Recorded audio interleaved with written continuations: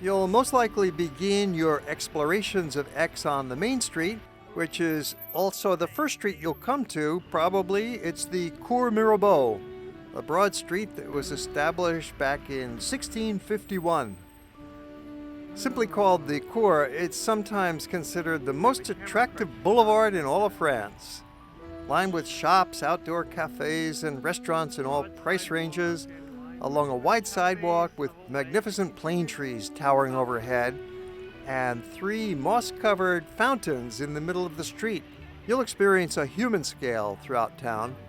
Even the public buses are small. Some are electric-powered and very tiny for just a few passengers, providing excellent service.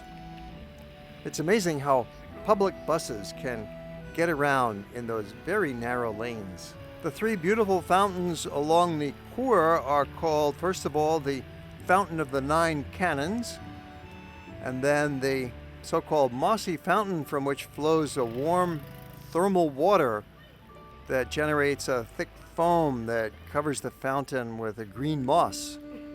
And at the top of the boulevard, there's the Fountain of King René, designed in 1819, and it adorns a work of the artist David Anger.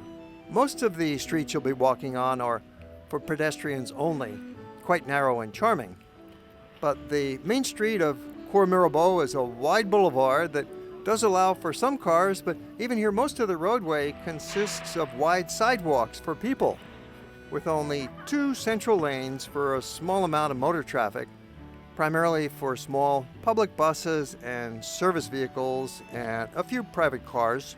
Its most chic cafe is Le Deux Garçons at number 53. The Cours makes a good place to sit at a cafe or on a bench and just while away some time. A great spot for people watching. Whether it's sunny or cloudy or warm or cold, any season, doesn't matter, it's always a busy place.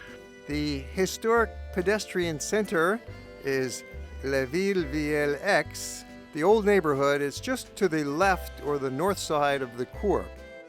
The map shows the main part of the old town of Aix with the streets that we're going to be taking you to explore. It's a great city for walking with these narrow lanes.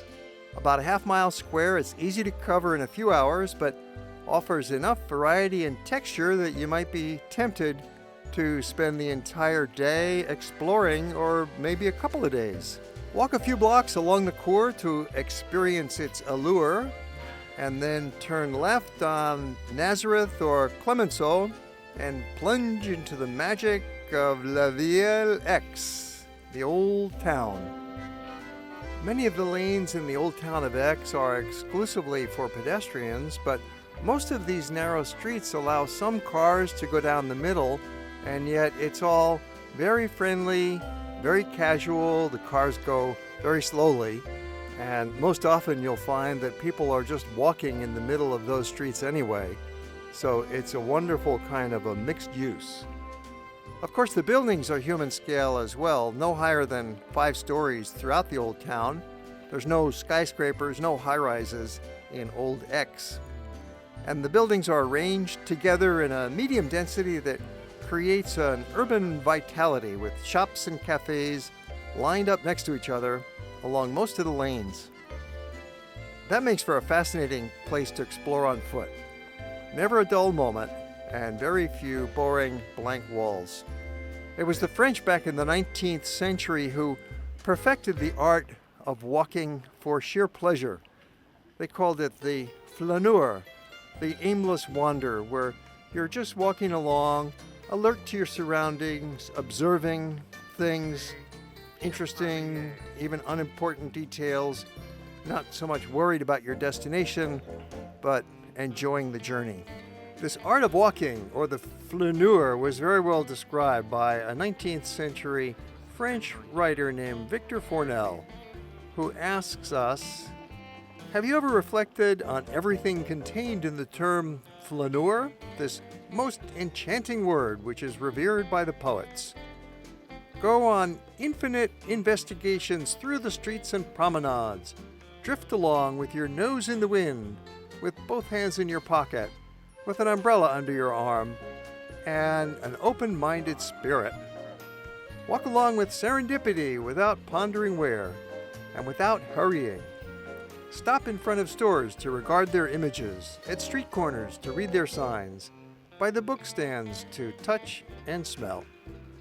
Give yourself over captivated and enraptured with all your senses and all your mind to the spectacle. The 19th century Parisians elevated walking to a fine art. It's always helpful to do some research, especially if you're only in town for a few hours on a day trip as we are today, with limited time that you don't want to squander by getting lost or going the wrong way. And yet, while it's good to develop a plan for your visit and locate the various attractions and pedestrian lanes on a map to make sure you find the right neighborhoods, you also want to leave time for that aimless wander.